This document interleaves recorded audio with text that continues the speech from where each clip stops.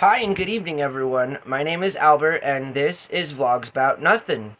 Thank you very much for taking the time out of your night to join me. I do appreciate it tremendously.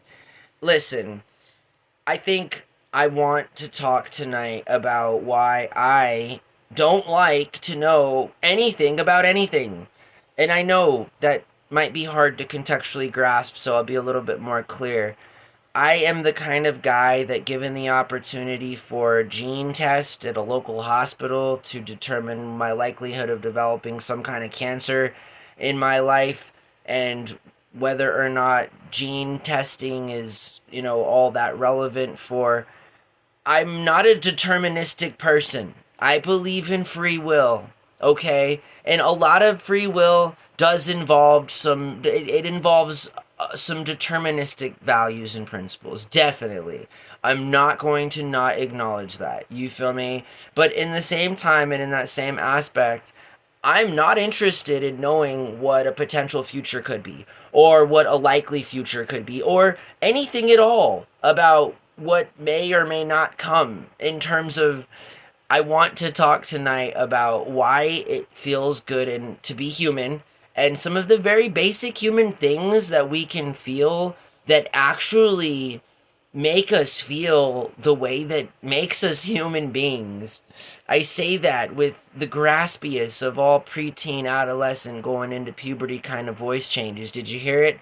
But I'm just saying that as a proponent of free will, and as also a person who acknowledges a very basic kind of deterministic principle modality that occurs from what I can see within the world that I experience, I understand that things are not set in stone all the time, and that even given certain specific parameters that you inevitably fall into or become a part of, it does not mean that it has to go down exactly that way.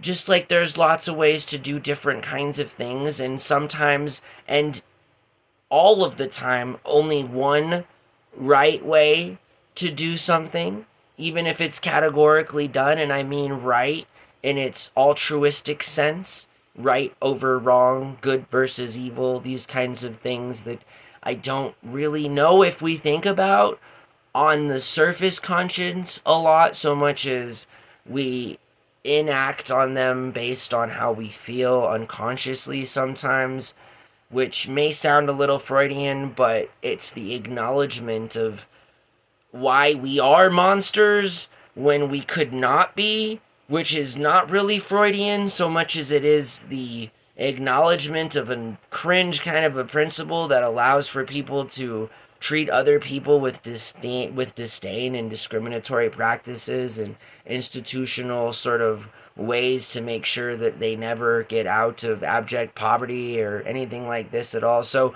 I feel like it's really cool to not know what's going to happen tomorrow. Okay? That's the whole thing. Is like I got some personal stuff going on for me this week, and honestly, every part of me wants to, think about what may or may not be, and this is so in real time that as I process what may or may not be, I do need to make it very clear to my conscious self that it doesn't matter, because and I know something that you care so much about, you ironically don't care about sometimes, because the exchange is that the acknowledgement of caring about it means that you also have to not care about it. Kind of like if you love something, you let it go. It's really tough to understand the abject, sort of nonsensical existential world that people may or may not agree with you in as it concerns their own thoughts or beliefs.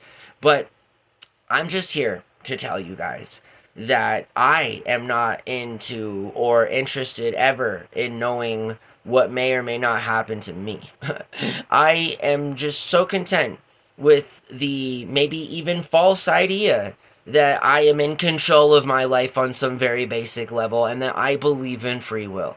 That is something I'm taken to the bank with me until I no longer exist here in this reality. That is something that cannot have a price put on, and I just, I'm okay with that because I was told recently by a driver, by an Uber driver, that, why tempt fate? And I'm an active listener. Obviously, I didn't respond in the kind of way that I would have liked to because it's taken me this long to come up with the kind of response that I amicably would have liked to have in that situation. But I'm here to tempt fate because that's what life is. Life is temptation. And listen, this is coming from a good old boy who is a Roman Catholic by every kind of way you could imagine. I'm superstitious. I'm raised and come from a culture that has really influenced me and that I happen to agree with. And so the answer to why tempt fate is because that's what a life experience is. This is coming from somebody who believes in God and who believes in good and evil and who is absolutely okay with being a human being that has to deal with the very human problems that temptation brings. And, I am here for that reason. Again, I'm here to tempt fate. Like, I'm not here to answer the question of whether or not like fate should be tempted. Moreover than that, it's actively being done.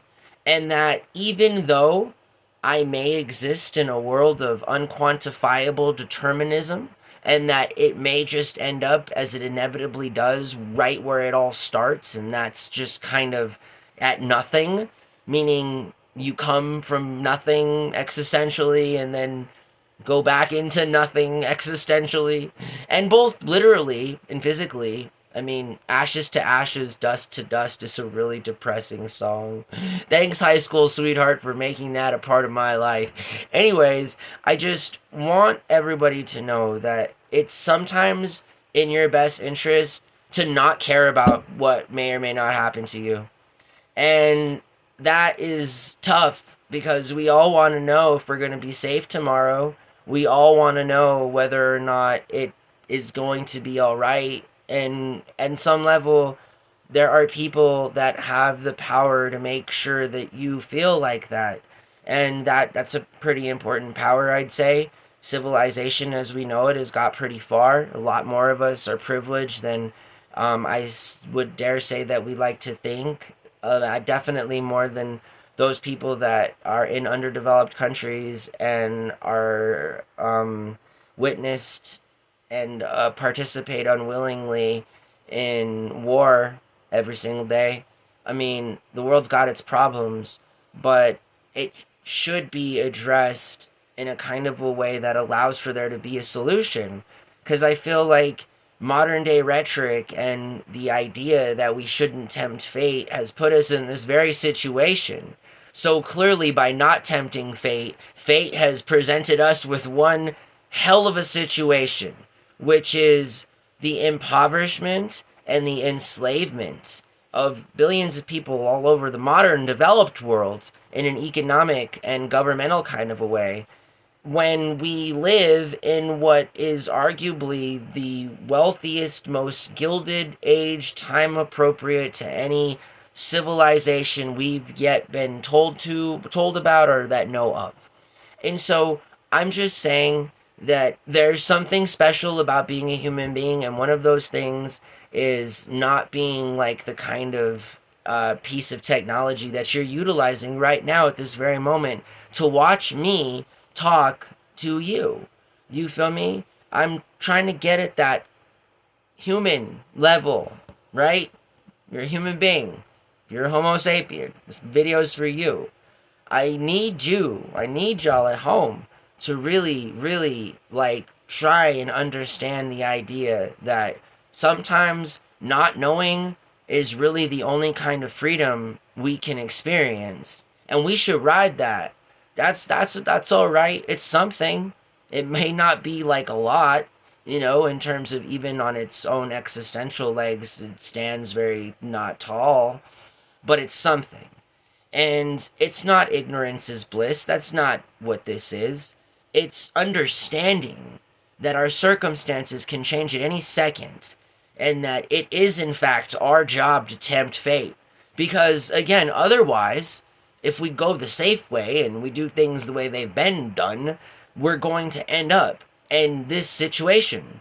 And so I don't know of many people who feel like the situation we're currently in is the best situation that they or think we could be in. So, like, find me more people that think this current situation is better than it is not. It can't be done unless those people, of course, are paid by the people that money and fiat currency can get real weird, especially with little human beings and our grubby little hands, and the fact that once we see something cool and shiny, we all turn into 4-year-old little people that are just so easily distracted, and can throw all of what we've learned out the window to that point, including our very basic values and morals. So I just hope that you guys have a really good night, and I hope that you understand me, like, you feel me, on my level, and like I'm here to entertain you and all that other stuff or whatever, but I'm not into it. You feel me? I'm not into thinking that anyone can tell me my future, or that because then that's just another L that I'm not willing to take. I'm willing to take any and most L's, and I have.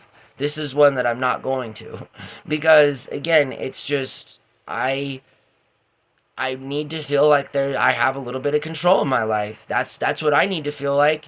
Whether or not that's true, that's not what we're talking about. We're talking about how I need to feel, and that's the way I need to feel. So in order to get that, I'll continue to live my life as I do, and not care about myself or what may or may not happen in the future, career wise, individual wise. I'm sure it's going to work itself out. I mean, how could it possibly not? I care about people. I try. I give it my all. That's really all that I can do. And until somebody meets me in a place where there's workers and I'm given an opportunity to be the person that I am there, that I am here each and every single night, I'm pretty consistent. So, like, yeah, let's ride. Let's ride. But, let's tempt fate too. And that, again, might go against all of what different people have tried to teach me about my own experience with religion and stuff. But that's not an evil thing.